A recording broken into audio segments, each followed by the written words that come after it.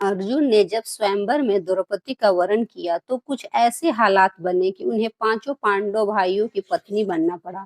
द्रौपदी ने इस हालत के साथ भी किसी तरह समझौता कर लिया, लेकिन तब वह तिलमिला गई जब अर्जुन ने उसके बाद 3 शादियां की, खास तौर पर वह सुभद्रा को ब्याह करके घर ले आए।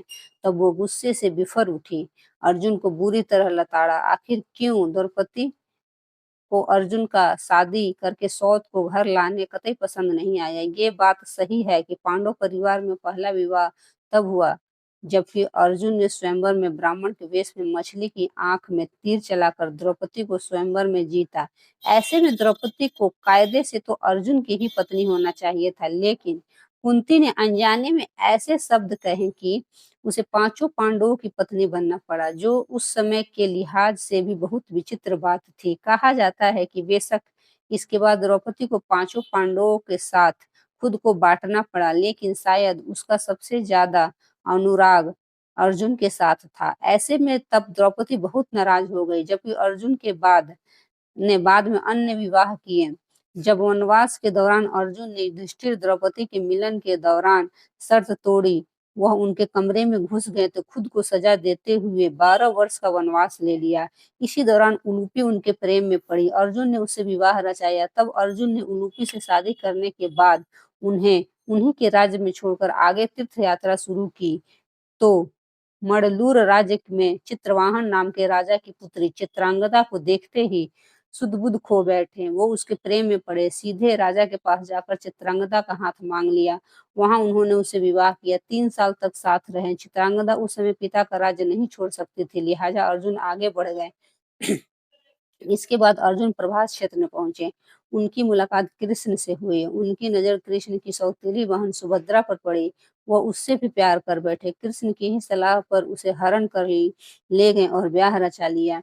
जब वो सुभद्रा से शादी करके उसको साथ लेकर घर लौटे तो द्रौपदी को सारी बात पता चल चुकी थी कि किस तरह अर्जुन ने अकेले वनवास के दौरान 3 शादियां रचाई।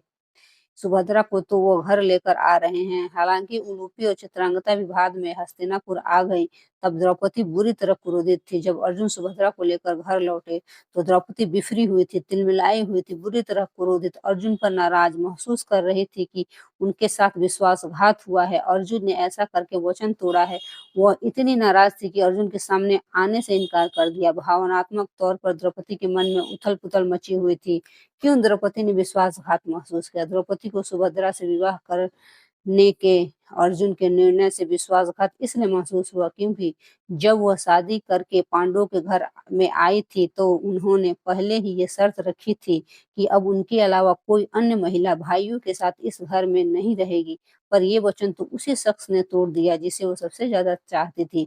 बाद में अन्य पांडव भाइयों ने भी इस वचन को चकनाचूर किया। द्रौपदी क्रोध में कांपती रही। अर्जुन पर वादा तोड़ने का आरोप लगाया। वो क्रोध से भर उठी थी। अर्जुन ने उनकी अपेक्षाओं को तोड़ा तो दिल पर गहरी चोट लगी। मन आक्रोश से भरा हुआ था। उनका मानना था कि अर्जुन के साथ उनका बंधन खास और अभिन्न है। अब वो भावनात्मक पीड़ा अनुभव कर रही थी। उन्होंने हमेशा अर्जुन का पक्ष लिया, उन्हें पांडवों में अपना सबसे करीबी माना, लेकिन दूसरे पांडव भाइयों की शादियों पर द्रौपदी ने उस तरह से नाराजगी नहीं जाहिर की।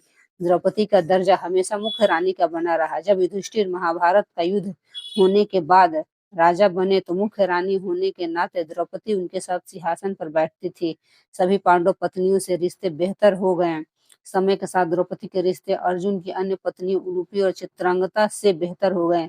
सभी उन्हें समुचित सम्मान देती थी। उन्होंने पांडवों की सभी पत्नियों को विस्तारित परिवार के हिस्से के रूप में स्वीकार किया, ठीक उसी तरह जैसे अर्जुन की शादी के बाद सुभद्रा को स्वीकार किया।